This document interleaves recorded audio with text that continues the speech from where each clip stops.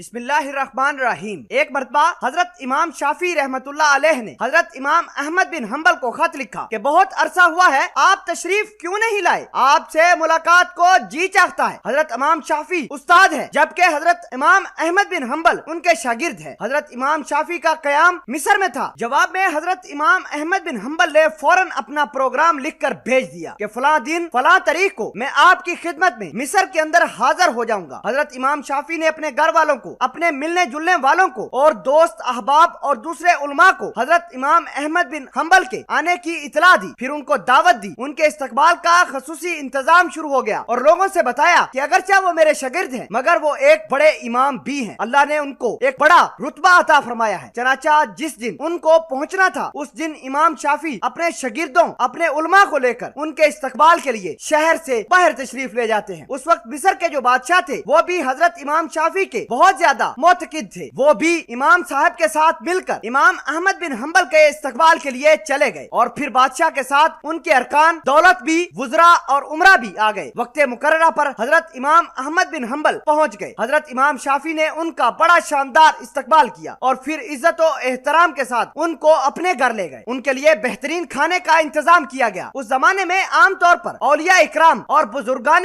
دین کی یہ شان ہوتی تھی کہ وہ کھانا بہت کم کھایا کرتے تھے اور رات بھر اللہ کی عبادت کیا کرتے تھے۔ جب حضرت امام احمد بن حنبل کھانا کھانے بیٹھے تو دیر تک اس کھانے کو کھاتے رہے جیسے آپ کئی روز سے بھوکے ہوں۔ باقی لوگ کھانا کھا کر اٹھ گئے مگر امام کھانا کھاتے رہے۔ لوگوں کو بڑا تعجب ہوا، لوگ کہنے لگے کہ امام بھی اور کھانا بھی۔ حضرت امام شافعی نے تو ان کی بڑی تعریف کی تھی کہ یہ بڑے اللہ والے اور بزرگ انسان ہیں مگر یہ تو پیٹ بھر کر کھانا کھا رہے ہیں۔ لوگوں میں اور گھر والوں میں ان کے بارے میں چہمگوئیاں ہونے لگی لیکن کوئی کچھ نہ بولا۔ پھر جس کمرے میں امام احمد بن حنبل کے لیے رات کے وقت آرام کرنے کا انتظام کیا گیا تھا اس کمرے میں حضرت امام شافعی کی بچیوں نے ایک مصلی بچھا دیا، مسواک رکھ دی، استنجے کے لیے ڈھیلے اور پانی رکھ دیا، وضو کے لیے لوٹا بھی پانی سے بھر کر رکھ دیا تاکہ جب وہ رات کو تہجد کے لیے اٹھے تو انہیں کسی قسم کی کوئی پریشانی نہ ہو۔ اور اس زمانے میں رات کو تہجد کے لیے اٹھنا ایک معمول تھا۔ حضرت امام احمد بن حنبل نے رات کو اس کمرے میں آرام کیا اور صبح اٹھ کر فجر کی نماز پڑھنے چلے گئے۔ جیسے ہی وہ نماز کے لیے نکلے تو حضرت امام شافعی کی بچیاں اس کمرے میں آ گئی تو وہاں دیکھا کہ پانی کا لوٹا ویسے کا ویسا پانی سے بھرا ہوا ہے، نہ مسواک استعمال ہوئی اور نہ مٹی کے ڈھیلے استعمال ہوئے اور نہ وضو کے لیے پانی استعمال ہوا، سب کچھ جیسا تھا ویسا ہی رکھا ہوا ہے۔ اب ان کے دل میں یہ شبہ پیدا ہو گیا کہ شاید رات کو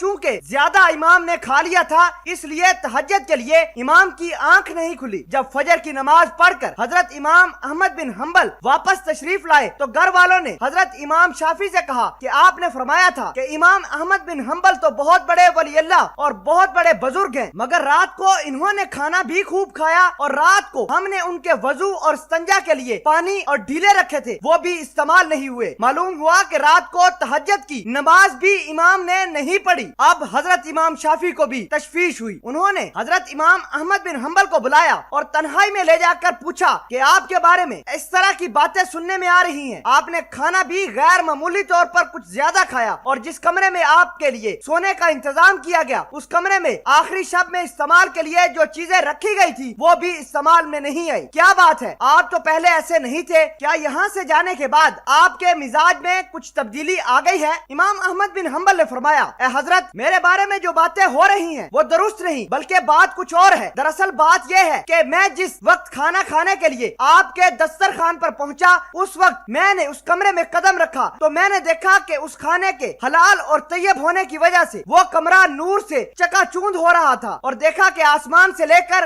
آپ کے دسترخوان تک انوار کی بارش ہو رہی ہے۔ جب میں نے یہ صورتحال دیکھی تو میں نے سوچا کہ شاید اس سے زیادہ طیب اور حلال کھانا مجھے زندگی میں نہ ملے، لہٰذا جتنا بھی زیادہ سے زیادہ اس کو کھایا جا سکے کھا لیا جائے، اس لیے کہ اس کھانے کا ذرہ ذرہ ایمان کو اور دل کو روشن کرنے والا ہے۔ اس لیے مجھ سے جتنا زیادہ سے زیادہ کھانا کھایا جا سکا میں نے کھایا اور میں نے یہ نہیں دیکھا کہ کون کتنا کھا رہا ہے، کون میرے بارے میں کیا سوچ رہا ہے۔ جہاں تک مجھ میں کھانے کی سکت تھی میں کھاتا گیا اور پھر حلال کھانے سے بدہضمی بھی نہیں ہوتی بلکہ وہ سریع الہضم ہوتا ہے اور اندر جا کر جزوے بدن بھی بن جاتا ہے، روح کو منور کرنے کا ذریعہ بھی بنتا ہے۔ الحمدللہ میں نے اس کا اثر محسوس کیا۔ کھانا کھانے کے بعد نہ تو مجھے بدہضمی ہوئی اور نہ ہی مجھے کوئی تکلیف ہوئی۔ پھر کھانا کھانے کے بعد عشاء کی نماز سے فارغ ہو کر میں اس کمرے خانے میں جا پہنچا جہاں آپ نے میرے لیے آرام کا انتظام کیا تھا۔ وہاں جا کر میری حالت ہی بدلی ہوئی تھی اور میرا سونے اور آرام کرنے کو جی بھی نہیں چاہ رہا تھا۔ اگرچہ میں نے سفر کیا تھا مگر اس کھانے میں اتنی غذائیت اور توانائی تھی کہ میری تھکان بھی ختم ہو گئی اور سستی بھی جاتی رہی۔ جب میں نے سونے کے لیے لیٹا تو مجھے نیند نہیں آئی، لہٰذا میں لیٹا رہا اور لیٹتے لیٹتے قرآن حدیث میں غور و فکر کرتا رہا، حتیٰ کہ پوری رات غور و فکر کرتے ہوئے گزار دی۔ اور اس رات میں نے قرآن و حدیث سے 100 مسائل سیکھ لیے۔ وہ ایسے مسائل تھے جو اس سے پہلے میرے کبھی ذہن میں